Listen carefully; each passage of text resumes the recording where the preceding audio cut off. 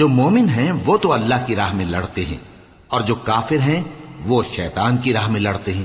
سو تم شیطان کے مددگاروں سے لڑو اور ڈرو مت، کیونکہ شیطان کا داؤ کمزور ہوتا ہے۔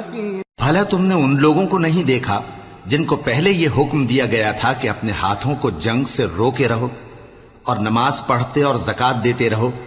پھر جب ان پر جہاد فرض کر دیا گیا تو بعض لوگ ان میں سے لوگوں سے یوں ڈرنے لگے جیسے اللہ سے ڈرا کرتے ہیں، بلکہ اس سے بھی زیادہ، اور کہنے لگے کہ اے اللہ، تو نے ہم پر جہاد جلد کیوں فرض کر دیا؟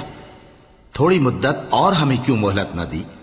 اے پیغمبر، ان سے کہہ دو کہ دنیا کا فائدہ بہت تھوڑا ہے، اور بہت اچھی چیز تو پرہیزگار کے لیے نجات آخرت ہے، اور تم پر دھاگے برابر بھی ظلم نہیں کیا جائے گا۔ اے جہاد سے ڈرنے والو، تم کہیں رہو، موت تو تمہیں آ کر رہے گی، خواہ مضبوط قلعوں میں رہو۔ اور ان لوگوں کو اگر کوئی فائدہ پہنچتا ہے تو کہتے ہیں یہ اللہ کی طرف سے ہے، اور اگر کوئی مصیبت پہنچتی ہے تو اے پیغمبر تم سے کہتے ہیں کہ یہ آپ کی وجہ سے ہمیں پہنچی ہے۔ کہہ دو کہ رنج و راحت سب اللہ ہی کی طرف سے ہے۔ ان لوگوں کو کیا ہو گیا ہے کہ بات بھی نہیں سمجھ سکتے؟